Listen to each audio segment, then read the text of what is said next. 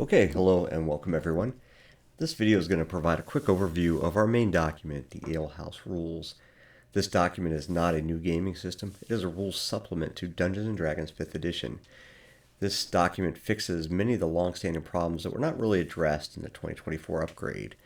We'll walk through the sections of this document, provide sufficient explanation to the custom rule modifications, and provide their rationale in order to kind of maximize utility within your campaign and game sessions. These modifications have been thoroughly tested, and a link is provided below to access this document on DM's Guild. So this is the cover of the document, the Ale House Rules, and getting to the acknowledgement here. One thing I want to point out is the title has three different pronunciations. You can say the Ale House Rules, or the Ale House Rules, or the Ale House Rules. Also, you should notice that Ale House is kind of a reference to home brewery. This version is 2025-06-11, so June of this year that we're recording this video. The initial version was out long before the 2024 version of D&D and the 1D&D and the whole license fiasco. So you will see some changes in here which actually made it into 2024 just totally by coincidence. Go down to the table of contents. You'll see there's three major sections: the introduction, the rules section, which has the rule modifications, and a tools section, which provides tables and text that serve as a very foundational supplement to new dungeon masters to help them get their feet wet, if you will. The introduction discusses why we developed this document, what we're trying to accomplish here, the different goals. The one goal I want to really point out is the improved sense of realism, the first goal here. Of course, we're talking about a game with magic and monsters. However, what we mean by realism is either physically real or logically consistent otherwise. And we do know through research that having realistic rule systems allows users to develop skills that they can transfer into real life. So, especially for young players, we think this is very valuable. Okay, so getting to the rule modifications section. The first page here are conversions, which allow you to convert content from 1st edition, 2nd edition into 5th edition and back. There is a table here on rogue skills, which we think is a very important shortcoming in 5th edition that we think has totally watered down the rogue class overall, and we try to fix that here with this translation table. Ability scores has a little table to provide some realistic limits on things like strength and constitution and movement. Also, we changed the ability score attack modifiers for some weapon systems, and we tweaked the inspiration rules a little bit. The page on classes brings back a rule from 1st edition where we have a limited number of weapon proficiencies as you go up in level, as opposed to everyone being trained in all weapons at 1st level. Species. This page talks about species and their differences. We used the term species long before WotC picked it up, but what we did here was we differentiate the different skills they're proficient in and also their ability score modifiers in a manner that's balanced. So every species gets a +2 on one ability score and a +1 on another ability score. And those modifiers are different across all species. Likewise, the skill proficiencies are different across all species. Backgrounds is a page where we changed some of the rules on backgrounds. We did change starting money to be separate from your class. And your starting language is also a combination of your background and your intelligence, as opposed to everyone starting out with a bunch of languages. Magic, this is the most disruptive part of the rule changes.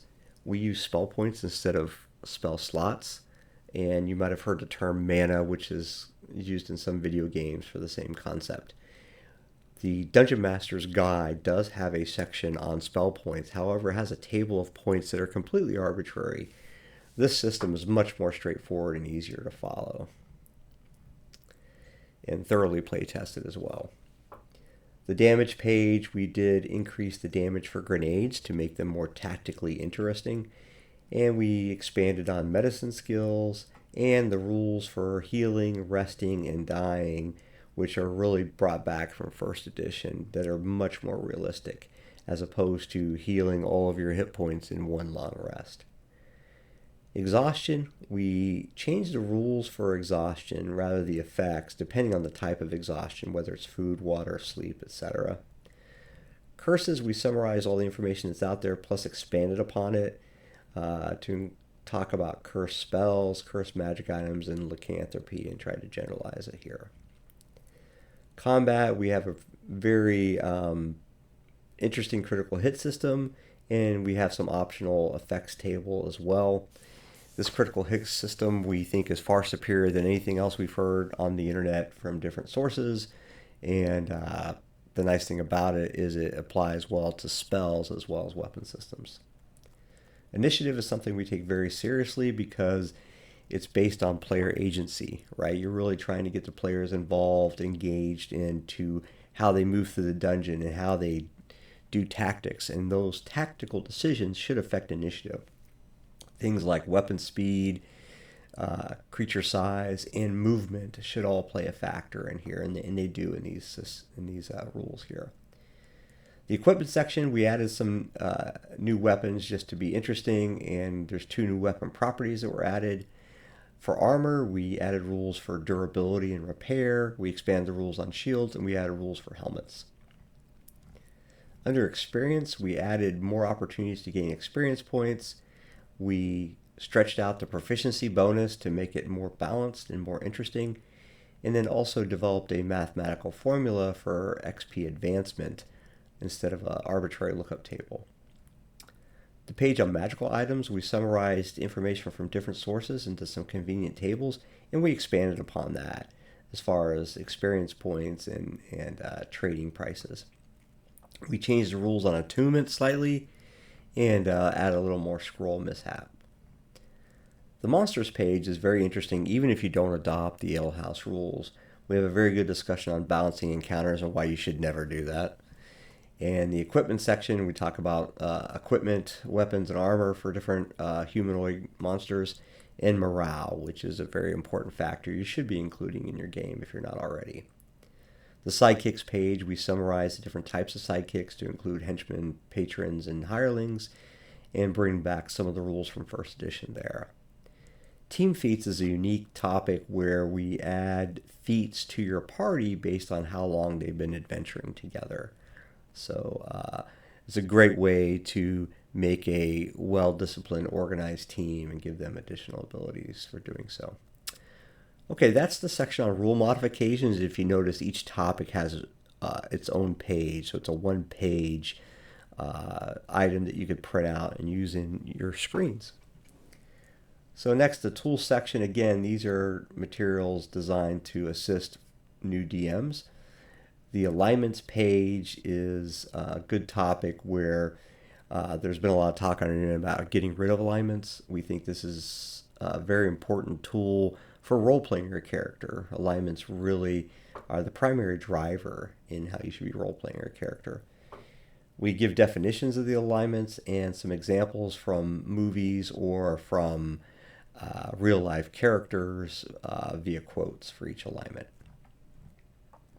Skill checks is a section where we have tables for each skill, and in each skill you have different activities and conditions and modifiers to the DC for those activities.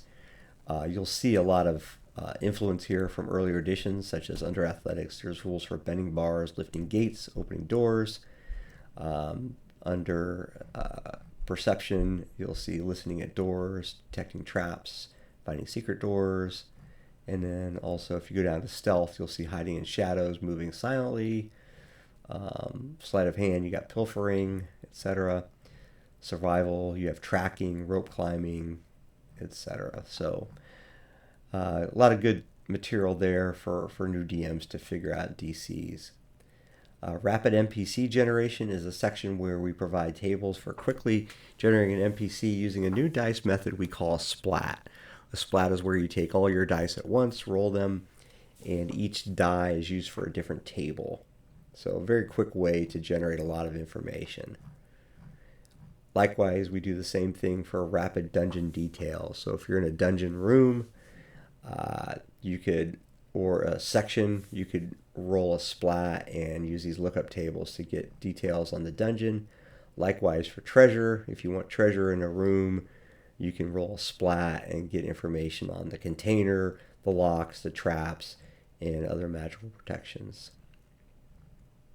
Okay, so that's a quick overview of the alehouse rules. Again, this is available on DM's Guild. We do take feedback. We do make iterative versions as necessary. If we find mistakes or we have new ideas or someone wants to suggest something, that's fine. Let us know. If you do have a suggestion, of course, we'll send you a free copy. But there's a very small price on DM's Guild for this document. Very humble price, I should say. But regardless, if you want to contribute, feel free and let us know. And again, thank you for your time, and I hope you enjoy. Cheers.